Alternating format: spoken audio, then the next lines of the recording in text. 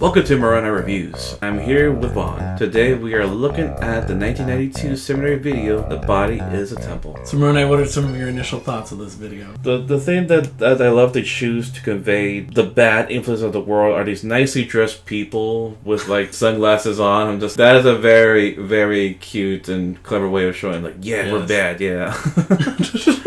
Yeah, the groupies that come in, that's like, well, they're completely modest. Though, I guess their dress is meant to be more worldly in fashion. I mean, that just shows you the worldly fashion back then was way more modest and way better than what we have now. Yeah.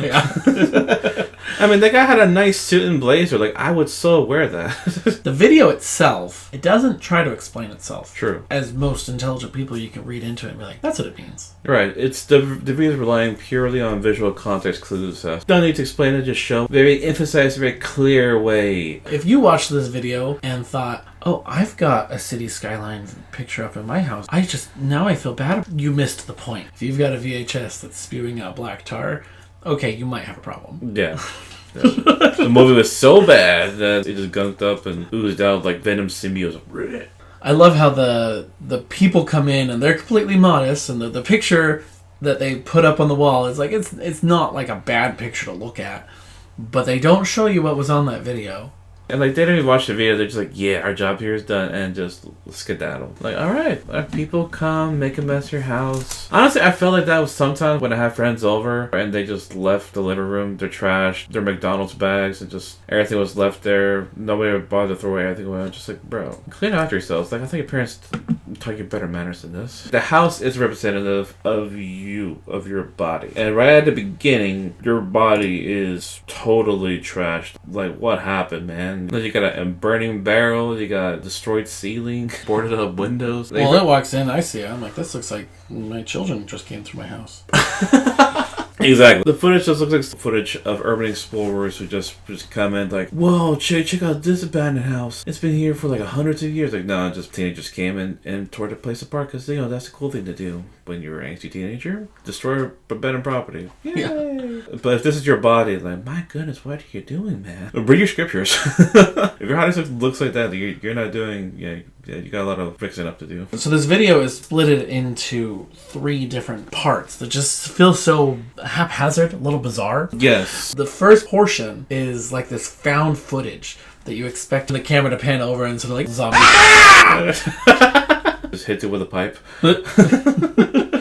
And honestly, even for a bad house, it still looks pretty nice because you get all the nice lighting in, you get the nice, torn tapestry, and it includes some nice little beds to sleep on. It's still not bad. And none of this graffiti is profane. That's true. There's no swear words. There's no graphic pictures. It's a pretty G-rated graffiti. Yeah. I saw an Amtrak train pass by, and it was just littered with obscenery and just foul language. Just like, what? I mean, if you're gonna graffiti something, you might as well put something offensive on there. It's blasphemy. If you're gonna graffiti, at least make it an art. Draw a tiger. But I don't know how to draw it. Then learn how to draw a tiger and paint it on the wall, please. At least do it, please. Pleasing. No, I'm not advocating for a graffiti or anything like that. I'm just simply saying. Well, graffiti on a private property wall that you own or have permission to draw on. Like at the police station, you could throw up some of your art. But overall, in the initial thought, like, it does, the nice home that, this is how your life can be. It can be comfortable, it can be safe, it can be shelter from the world. It's like, just be wary of who you trust and like who you let in, and what type of things let into your life, whether it's music, TV shows, or whether it's a game. The Republican, I won't say which game. I was playing it. I was very excited. I was just crawling through the dungeons. I'm slaying these enemies, but I was in a very dark dungeon, in a very dark place, and the game did so well at invoking darkness. I didn't feel good. I just didn't feel good outside. My friend was there, and I turned over to ask him, like, dude, do you feeling what I'm feeling? It's like, you feeling gunky? Yeah. You know what? If the games make me feel this bad, I'm just gonna put it away. I sold the game for like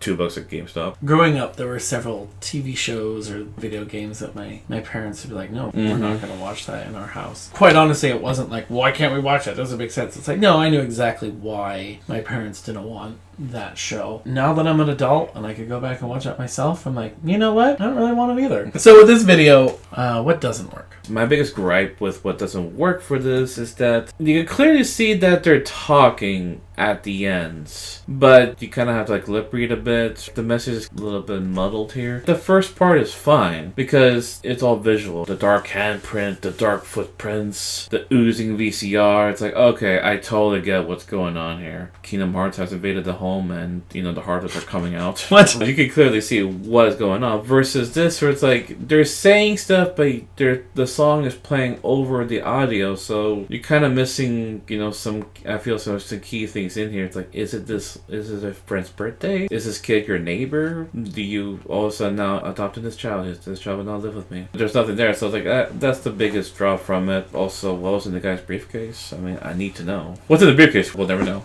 I'll have theories and nightmares for the rest of my life. There's 3 different portions that almost feel like a hard stop and start. Particularly that first part, the found footage thing. You can see where the second and the third part kind of contrast and it's in the same style. But like that first part, it's like, what is going on? And then it ends and then another video starts and you're like, did you just have an idea for a video and you just didn't know where else to put it, so you just tacked it on the beginning of this video? Like, what was that? Particularly in the third segment, it feels like dialogue was written and planned to be used, and then in the end it wasn't working out, so they're like, alright, just do the song over it. Whose kid is this? And now that you mention it, I wouldn't be surprised if these were literally 3 different video projects that the church produced and then didn't have a clear direction or they got scrapped, but they're like, wait, we could just tie these scenes together. I could just see it teach audio over and the found footage of like, this is what happens to your body when you do drugs, kids. Exactly like this. You end up abandoned, torn up, and graffitied, and maybe a hole in your ceiling. That sounds pretty bad, sir. Yes, it does. Hey, post-production Vaughn here. I actually discovered that the church has retroactively split this into 2 videos on the Gospel Library app and on churchofjesuschrist.org. The found footage portion is now called Room Transformation, and the 2 White Houses portion are 1 video named Making Choices. However, in their descriptions, they are labeled Section 1 and Section 2, respectively. Okay, just wanted to set the record straight. I'll put the links in the description below. The first groupies that come in works the best. It's like, oh, don't let bad influence in. Okay, I gotcha. And the second one is like kind of a continuation, but they meant to put dialogue in there. But then they're like, yeah, that's kind of weak to make a sequel to a silent one, so let's just keep it silent too. It's like 2 different people too. The kid feels so out of place. But I think the point was to say, not all outside unfamiliar strangers are bad, and just because someone's not perfect doesn't mean that you shouldn't let them in your life. There's a difference between someone who's imperfect and someone who's a bad influence. And someone who's deliberately choosing to be bad and trying to influence you into making bad choices versus someone who just makes mistakes.